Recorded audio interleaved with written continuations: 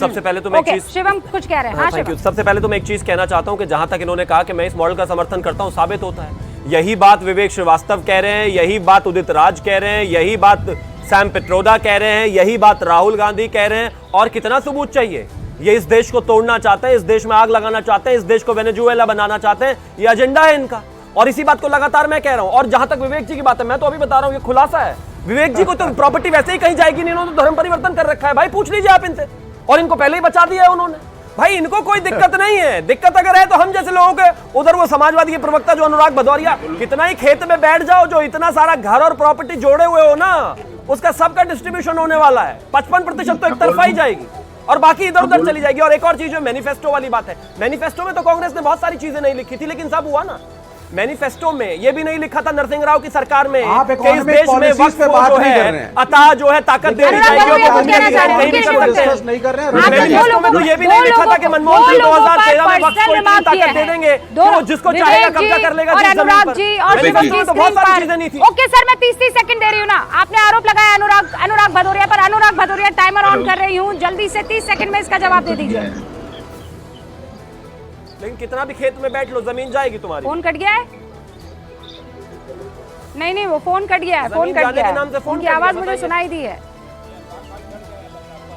हाँ विवेक जी जवाब दे दीजिए जल्दी से आप। 30 सेकंड सर, मैं टाइमर स्टार्ट कर रही हूँ। देखिए बड़ी क्लियर सी बात है। बड़ी बीजेपी के प्रवक्ता ने इकोनॉमिक मॉडल अपना बताया नहीं है, वो सिर्फ औरों को क्रिटिसाइज कर रहे हैं। कह रहे हैं साहब कि पूरा का पूरा देश जो है ये मुसलमानों को बांट दी जाएगी सारी संपत्ति। This is so immatured from the प्रवक्ता ऑफ द रूलिंग पार्टी कि मैं इसमें क्या बोलूं। इकोनॉमिक मॉडल में हम बड़े क्लियर हैं। हम समाजवादी मॉडल में नेहरूवियन इकोनॉमिक्स में बिलीव कर रहे हैं। नेहरूवियन इकोनॉमिक्स की तरफ कांग्रेस भी जा रही है, जिसके अंदर हैव नॉट्स के बारे में वेलफेयर स्कीम्स लानी जरूरी है और ये होना चाहिए, तभी भारत विकासशील बनेगा। 30 सेकंड ओवर। शिवम त्यागी 30 सेकंड वापस। Thank you. ये कार्ल मार्क्स की नहीं रुकिए शिवम त्यागी रुकिए। 30 सेकंड मुझे सबसे पहले अनुराग भदौरिया को देने थे। अनुराग हमारे साथ आ गए। अनुराग जी 30 सेकंड आपको दे रही हूँ, टाइम स्टार्ट्स नाउ।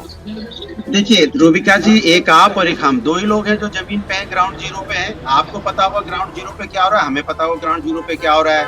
जो एसी के अंदर में बैठे हुए हैं यहाँ पे स्टूडियो में, तो नहीं बता पाएंगे बीजेपी के प्रवक्ता कि ग्राउंड जीरो पे है क्या। ग्राउंड जीरो पे भारतीय जनता पार्टी जीरो हो गई है, ये इनको नहीं पता चलेगा एसी में।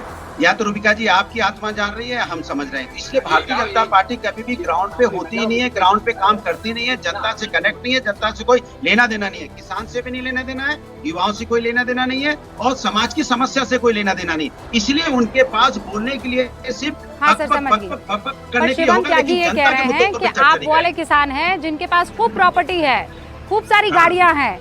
ये राहुल गांधी वाला फॉर्मूला आप पे अप्लाई हुआ तो आप जो है बैलगाड़ी पर आ जाएंगे बगैर बैल की।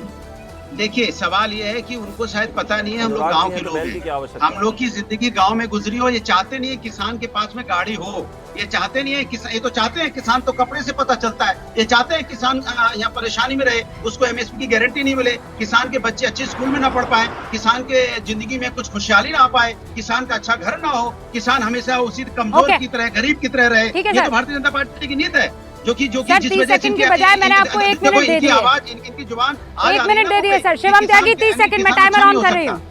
ओके।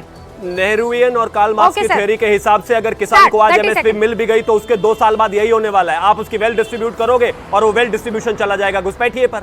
आप आज किसी को भी वेल दोगे वो चला जाएगा घुसपैठिए पर। एक बात बहुत सीधी है, अगर इस नेहरूवियन आइडियोलॉजी को नहीं लेकर जाना तो सबसे पहले जो राहुल गांधी है उन पर जितनी भी संपत्ति है उसको देश को बांट दे, उसका 55% दे दे, उसका वेल्थ रीडिस्ट्रीब्यूशन कर दे।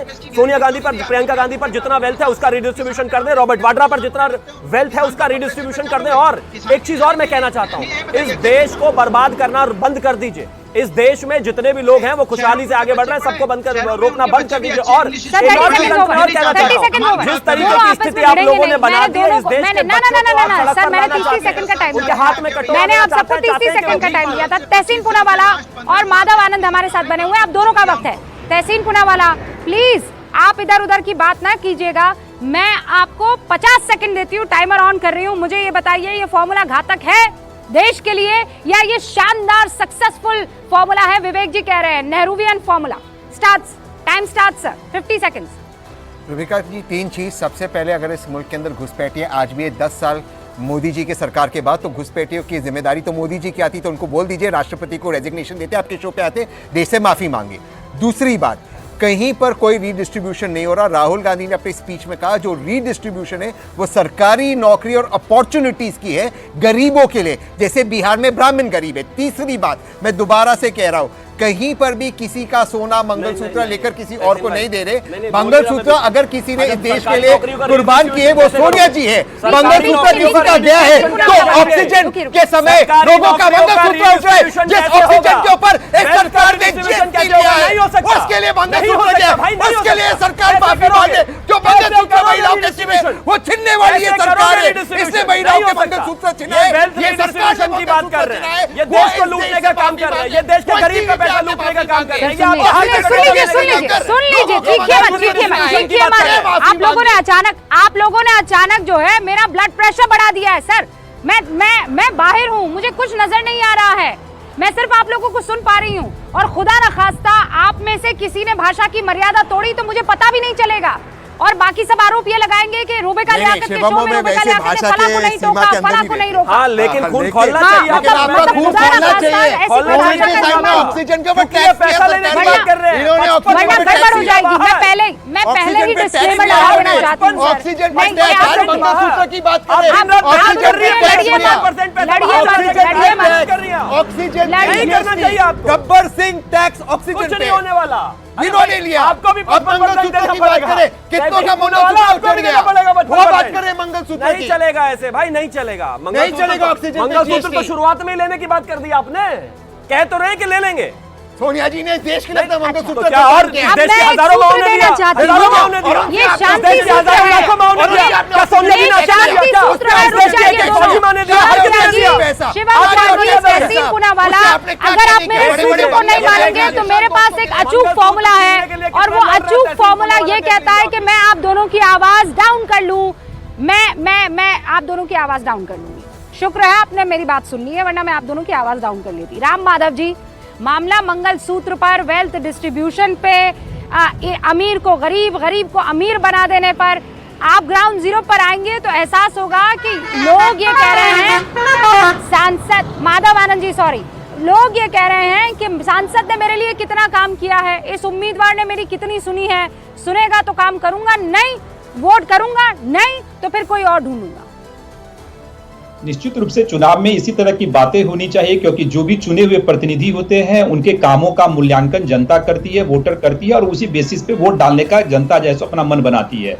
अब जहां तक कांग्रेस और राहुल गांधी जी की बात है, राहुल गांधी जी किस पॉलिसी की बात कर रहे हैं, कितना इकोनॉमिक्स का ज्ञान है, जब उनको यह पता नहीं है कि आलू कैसे पैदा होता है, वो क्या से क्या बोलते हैं, उनके रणनीतिकार उनको क्या सजेशन देते, तो राहुल गांधी को कितना अर्थशास्त्र का ज्ञान है ये हम पूरे भारतवासियों को पता है। और जिस रीडिस्ट्रीब्यूशन की बात कर रहे हैं, तो आखिर देश को लूटने का काम कांग्रेस से ज्यादा किसने किया है? कांग्रेस तो अपने पूरे शासनकाल में एक घोटाला नहीं, कितने सारे घोटाले कांग्रेस के शासनकाल में हुए हैं, देश अपना पीछे चला गया।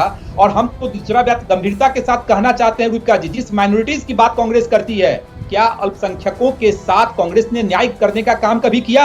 अगर कांग्रेस ने न्याय करने का काम किया रहता तो अल्पसंख्यकों की स्थिति भी दयनीय नहीं रहती। अगर अल्पसंख्यकों के उत्थान के लिए भी अगर किसी ने काम किया है तो आदरणीय प्रधानमंत्री श्री नरेंद्र मोदी जी ने करने का काम किया। एक योजना ने कई सारे योजनाएं ऐसे 10 साल में है जहां लोगों के समाज के लिए काम करने का काम किया है। तो कांग्रेस तो तुष्टीकरण की नीति के तहत डराने धमकाने से खुश किया जाए, इस नीति पे हमेशा से लगी। भाई को पूछिए।